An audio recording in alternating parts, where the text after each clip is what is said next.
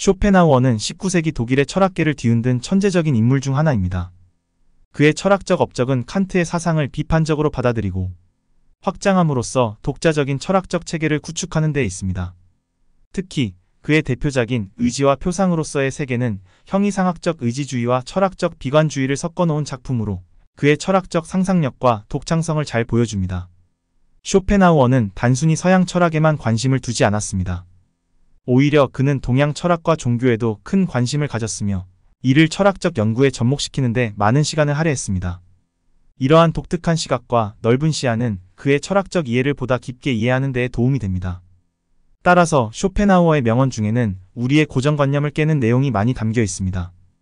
그의 철학적 관점과 독창성은 우리가 생각하는 것을 바꾸고 새로운 시각을 제시하는 데에 큰 영감을 줍니다. 그의 명언은 우리가 현재의 상황을 다르게 바라보게 하며 새로운 아이디어와 관점을 받아들이는 데에 도움이 될 것입니다. 함께 배워보도록 하겠습니다. 할 수 있는 일이라면 기꺼이 하고 견뎌야 하는 일이라면 기꺼이 견뎌내라. 어쩔 도리가 없는 상황에서는 상황이 좋아질 것이라는 일말의 기대조차 갖지 말라. 우리는 우리가 살고자 하는 삶이 아니라 살 수 있는 삶을 살아야 한다. 인간이 살고 있는 이 세상은 그가 바라보는 각도에 따라 모양이 달라진다. 사람들이 질투의 감정에 사로잡히는 이유는 자신보다 나은 처지의 사람을 바라보기 때문이다. 그 사람이 자신보다 많은 재물을 가지고 있거나 다른 사람으로부터 더 많은 사랑을 받고 있다고 느낄 때 사람들은 대부분 자신의 비참함을 돌아보게 된다. 모든 불행의 시작은 비교하는 것으로부터 시작된다. 그러나 생각해보라. 이 지구상에 나보다 불행한 사람이 얼마나 많은지를. 태어날 때부터 눈이 멀었거나 듣지 못하는 사람들, 한 끼 식사도 제대로 못하는 사람들, 그들도 역시 그대의 주변에서 그대와 함께 살아가고 있는 사람들이다. 지금 얼마나 많은 사람들이 그대보다 앞서 있는가를 생각하기보다는 얼마나 많은 사람들이 그대의 뒤를 따르고 있는가를 생각하라. 고통이란 삶의 본질적 요소이다. 다른 사람들의 상황을 부러워하는지는 모르지만 사실 그러한 상황은 그 사람들의 성격에 맞을 뿐이고 당신의 성격에 맞는 것은 아닐 수도 있다. 만일 당신이 그 상황에 놓인다면 자기를 불행하게 느낄 것이고 참는 것조차 거의 불가능할지도 모른다. 물고기에게는 물속이, 새에게는 공중이, 두더지에게는 땅속이 행복한 것처럼 자기에게 적합한 분위기만이 행복을 주는 것이다. 가령 누구나 궁정의 공기에서 숨 쉴 수 있는 것은 아니다. 우리는 흔히 자기가 가진 것은 생각지도 못하고 자신에게 부조한 것만 생각한다. 그럼으로써 불행의 길을 걷는다. 절제가 기쁨을 낳는다. 언제 닥칠지 모르는 사건 때문에 마음의 평화를 잃는 일은 없어야 한다. 이를테면 우리는 불행한 일이 절대로 일어나지 않을 것이라거나 적어도 지금 당장은 일어나지 않을 것이라고 생각할 필요가 있다. 우리 인생은 마치 커다란 모자이크와 같아서 가까이에 있으면 제대로 알아볼 수가 없다. 그것이 얼마나 아름다운지를 알려면 멀리 떨어져서 봐야 한다. 활동한다는 것, 즉 무엇인가를 추진하거나 적어도 무엇인가를 배운다는 것은 행복의 필수 요건이다. 이미 바꿀 수 없는 불행한 과거는 되도록 빨리 잊자. 오히려 우리는 그것을 디딤돌로 삼아 더 멀리 뛰자. 객관적인 환경이 아니라 자기 마음의 움직임에 따라 행복과 불행은 서로 위치를 바꾼다. 고통이 없고 동시에 권태가 없는 삶이야말로 가장 행복한 삶이다. 그것이 바로 행복의 절정이다. 인간은 행복과 불행을 가르는 것은 객관적인 그 무엇이 아니다. 단지 그것을 우리가 어떻게 느끼고 받아들이는가에 달려있을 뿐이다.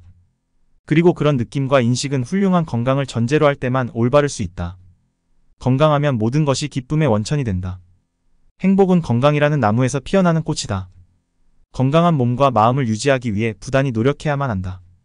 인간은 행복하게 살기 위해 이 세상에 왔다. 이 말은 곧 내일부터 행복하게 살라는 것이 아니라 지금 이 순간부터 행복하게 살기 위해 노력하라는 뜻이다. 많이 웃는 사람은 행복하고 많이 우는 사람은 불행하다. 건강을 유지하기 위해 노력해야 한다. 명랑한 마음은 건강의 가장 확실한 소득이다. 행복을 형성하는 요소들 가운데 가장 중요한 것은 쾌활한 성격이다. 쾌활한 성격을 가지고 있는 사람은 삶을 즐겁게 받아들이며 스스로 행복하다고 느낀다. 행복은 만족할 줄 아는 사람에게만 주어진다. 진정한 희망이란 자기 자신을 신뢰하는 것이다. 선량하고 지혜로운 사람은 불행한 상황에서도 만족을 느끼지만 욕심이 많고 어리석은 사람은 수많은 재물을 소유하더라도 결코 만족하지 못한다. 우리들의 불행은 대부분 남을 의식하는 데서 온다. 세상에서 가장 소중한 것은 건강이다.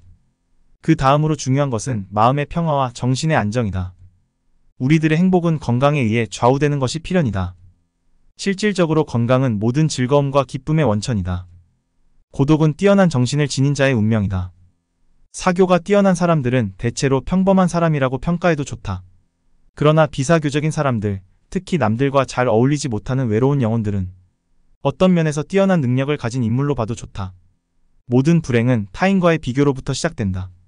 남의 눈을 의식하는 순간 안정된 기분은 흐트러지고 불안이 나타난다. 우리는 행복을 위해서는 타인 본의의 허영심을 버려야 한다. 그것이 나 자신의 행복을 증진시키는 핵심이다. 허영심을 없애는 일은 참으로 어려운 일이지만 그것에 뒤따르는 행복이라는 대가는 매우 크다. 수도자들이 은둔 생활에서 행복을 느끼는 이유는 남의 눈치를 보지 않고 자기 본의의 생활로 돌아갈 수 있기 때문이다. 남의 눈을 의식하는 태생적인 결함에서 벗어날 수만 있다면 인간이 누릴 수 있는 마음의 평화와 힘은 매우 커진다. 타인에게서 혹은 외부로부터는 어떤 점에 있어서도 많은 것을 기대해서는 안 된다. 인간은 누구나 홀로 있지 않을 수 없다. 결국 인간의 행복은 얼마나 홀로 잘 견딜 수 있는가에 달려있다. 남들이 뭐라고 생각할까?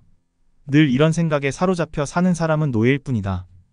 노예는 늘 주인의 눈치를 살피고 주인의 명령을 따라야만 한다. 하기 싫은 일이 있을지라도 불행해지지 않는 가장 확실한 방법은 너무 행복해지기를 바라지 않는 것이다. 행복은 가진 재물이나 다른 사람들의 평가보다는 자신의 인식에 달렸다. 지혜 다음으로는 용기가 행복을 위해 비상하게 하는 데 있어서 가장 큰 날개가 되어준다. 행복의 90%는 건강에서 온다. 병든 황제보다 건강한 거지가 훨씬 더 행복한 것이다. 어떤 사람이 이 세상에서 얼마만큼 행복을 누리는가를 측정해 보려면 그가 누리는 기쁨의 양보다 괴로움의 양이 얼마나 되는가를 따져봐야 한다. 괴로움이 작을수록 그가 누리는 행복의 크기는 증가하기 때문이다. 말이나 표정으로 분노와 격정을 드러내는 것은 무익하고 위험하며 우스꽝스럽고 어리석은 일이다. 현명한 사람은 고통이 없기를 바랄 뿐 쾌락을 원하지는 않는다. 뭔가 나쁜 일이 일어났을 때에는 그런 일이 일어나지 않을 수 있었을 텐데 라는 나약한 생각에 사로잡히지 말라. 모든 사건은 필연이거나 우연이다. 원인을 알지 못하는 것은 단지 우연인 것이다. 행복론의 변함없는 진리는 사람의 소유나 명성보다 존재 자체가 훨씬 중요하다는 사실이다. 우리의 인생에 있어서 주관은 객관보다 훨씬 본질적이며 즐거움의 구할은 주관적인 인식에서 나온다. 정신적으로 풍요로운 사람은 완전한 고독 속에서도 자기 자신의 사유와 상상을 통해 탁월한 즐거움을 누린다. 이성은 대체로 엄격한 후원자 역할을 하며 삶에서 끊임없이 체념을 제해한다.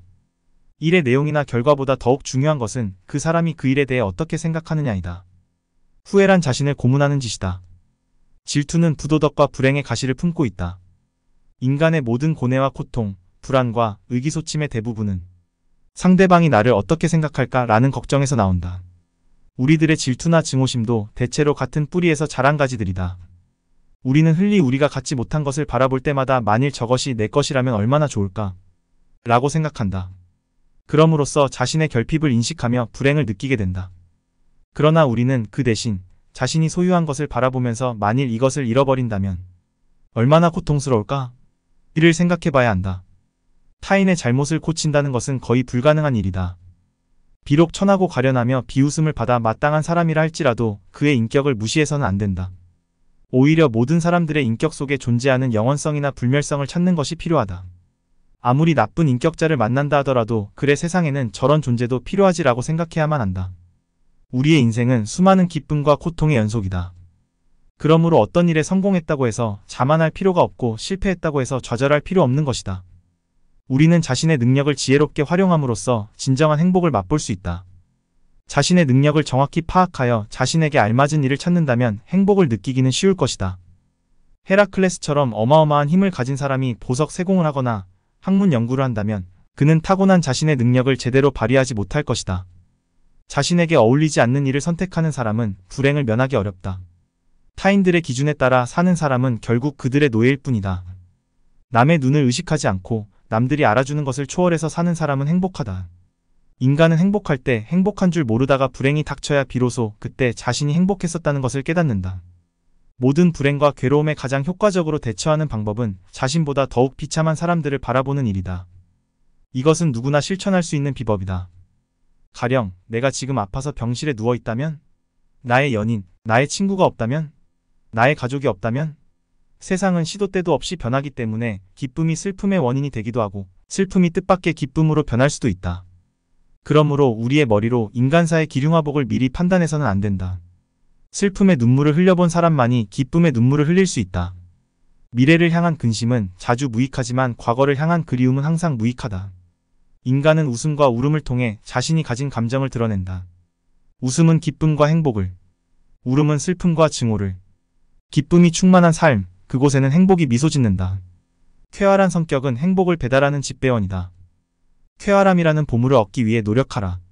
결코 미리 불행을 상상하며 걱정하지 말라.